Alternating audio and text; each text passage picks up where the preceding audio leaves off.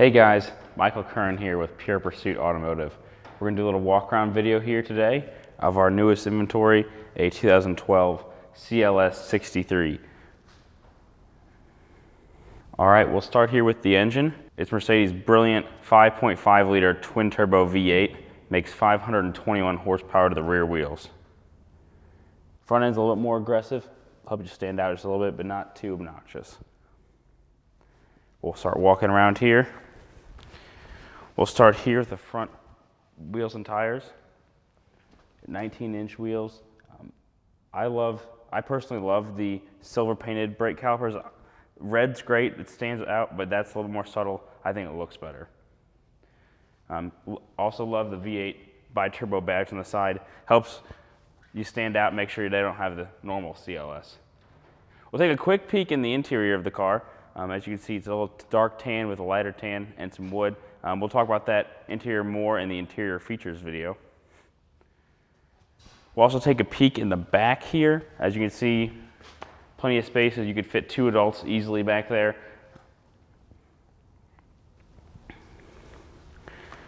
We'll come around to the trunk. Got the mats all spread out here. A couple of features that are unique about it. Pop out this tray. You can keep stuff in here that you don't want rolling around in the trunk, stuff that's not big enough. Slide that away. We'll lift the trunk up. You have a full-size donut in the back, as well as the battery, better weight distribution. Close that. Another subtle difference between the exterior of the normal CLS and the CLS63 are these huge tailpipes here.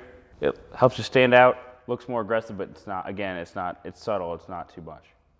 This car's warmed up, so I'm gonna hop in it, rev the car a little bit, let you hear what that exhaust sounds like.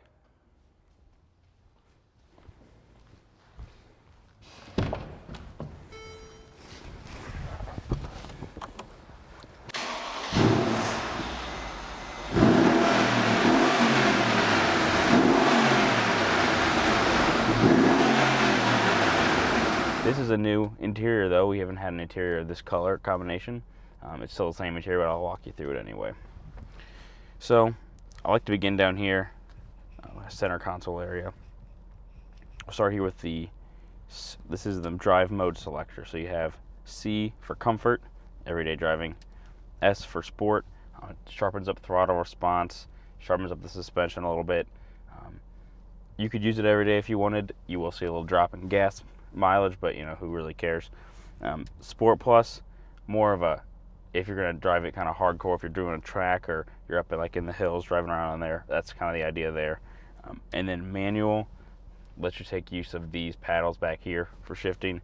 Leaves all the shifting up to you, but it still has the same suspension settings as Sport and Sport Plus. Now, if you wanted to hand select these options, you can use the AMG button. One click there puts it into full AMG mode, which is the stiffest suspension possible, and your traction control is on. Now, you can select, so your standard comfort, then your sport, Sport Plus. Sport Plus is the hardest, obviously, but it'll give you better handling. Now, press this button once, it's into sport handling mode. Now that's going to give you a little bit of slip, a little bit of leeway, but it's not going to keep you, but it's going to keep you from spinning out. Now if you hold that button down, you'll get an indication that it says traction control off. Now that's going to it'll give you all the control, so you make sure you know what you're doing before you turn that off. Otherwise it could end badly. That's why they make you hold it down so you don't accidentally turn it off. One more click, turns back on. All right. Now this selector here is what you'd use to control all of the infotainment system settings. So simply turning it, as you twist it which way you want to go, press it in to select something. Use the options here, back and clear, to kind of navigate. Pretty simple. Kind of move on up here to the HVAC controls. Again, a very simple setup Mercedes has. They use this same setup in pretty much all the cars of this model year. 2 big dials, your buttons there, little display here for you. Put in auto. As we move on up, several settings here. You have your heated and cooled seats for driver and passenger, as well as you can turn off the parking sensors. You can put it in eco mode. Now, eco mode only works in the comfort setting. That'll turn the engine off if you're at a stoplight or if you're in traffic.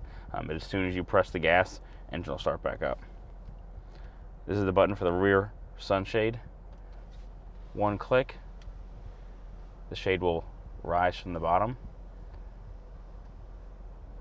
Now, it does obstruct your view a little bit, not too much, but it does give you plenty of shade for the people in the back.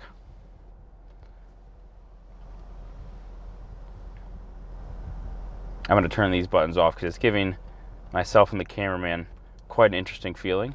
Hot and cold. Turn those off for now. We'll move on up here. Infotainment system, as I mentioned earlier, you simply use this dial to navigate it. You have your basic stuff. Navigation. You can click in to put a destination in. I won't necessarily go through all that. If you guys have any questions about that, feel free to give us a call. We'd be happy to walk you through it. Take a video on our phone to show you, whatever you'd like. Audio, so you can go select here. If you have your phone connected, you can use Bluetooth audio, one of my favorites. No cords, you just wirelessly connect it. Alright, we'll come up here, we'll start talking about the steering wheel and then move on to the gauges. Steering wheel, again, another Mercedes staple. All your volume and phone controls are here. Up, down, mute, answer, decline. These buttons here you can use to control this screen here in the middle of the center dial. So right now it's on the AMG, so that way what that does, it'll tell you what gear you're in and what settings your transmission, suspension, and traction control are in. Very helpful if you're driving on track or driving vigorously. Each section here, trip, navi, audio, they all have separate settings within those. So as you select left to right to choose the setting, you go up and down to choose various sub-settings. So right now we have mileage and trip computer. If I press up, you go to a digital readout for your speedometer. Then you can choose range. Then you have other information that you might want to know if you're on a road trip or something like that. So your distance traveled, average miles per gallon, average miles an hour, that kind of stuff. Your navigation, you can get your direction of travel. If you're using the map for navigation, the directions will also appear here. That way you can keep your eyes on the more towards the important stuff instead of looking everywhere. Audio, you can go through your stored settings for your radio. That way you can just click here instead of having to mess with buttons. Just a lot safer that way. Also, telephone, my phone's not connected right now, but if it was, I could show you all that information. Simply just clicking through. You can choose who you want to call, recents, or go through your phone book. Drive assist, this is where you'd find all the systems for monitoring your driving. So you have your attention, your blind spot, your lane keeping. They're all currently on. You can disable them if you want to. I wouldn't recommend it. They're very helpful. Move on up here, we'll talk about the settings for the sunroof and interior lighting. All these buttons here are all interior lighting. So you have your two book lights. This switch will control the sunroof. As you can, I'll close it here for you. So one click back, automatically opens. One click forward, automatically closes the window part, leaves the shade back. Shade is done manually.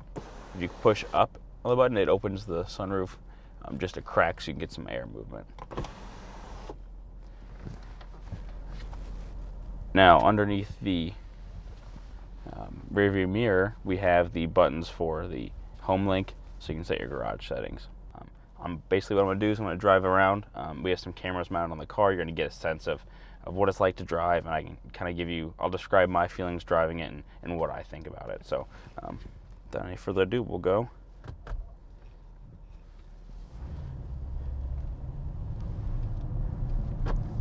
Now, if you guys have been following Pure Pursuit at all, you'll know we've had quite a few CLS63s.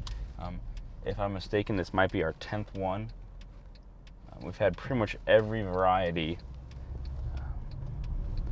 And we're getting pretty used to them. I like them a lot. They're one of my favorite cars to drive, just because it is, it can be such a split personality. You can drive around smooth and comfortable all day and not realize you're in a performance car, and then the minute you step on it, you really do know. I'll give it a little gas here.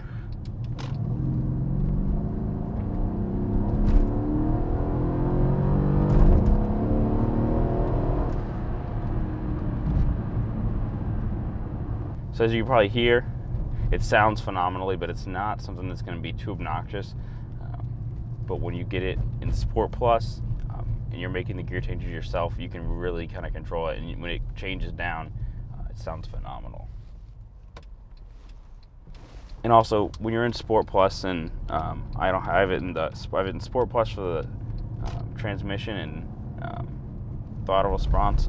But if you put it into the harder suspension settings, it really isn't all that hard. I mean, it is noticeably rougher than it was in Comfort, but it's not something that it's something that's going to wear you out and beat you up if you're to drive like that. I would recommend putting it in Comfort if you're driving around town, but for driving it, on a track, or if you're out in the hills, out in the countryside, driving on some nice roads, it's definitely the one to use, because you can tell it's more responsive and feels better. It feels like it's an actual sports car instead of being a big four-door sedan. That's something I neglected to mention on the interior features video, but something that I enjoy. So it might be kind of hard to get down here, but these are the settings for the driver's seat. As you can see, I have the DYN, which is dynamic seats. Those are on, which means the side bolsters will turn as the car turns, so in real time and keep you in the seat. As well as there's the pulse setting you may have seen, and that's the massage. So I'm having a massage in our test drive video.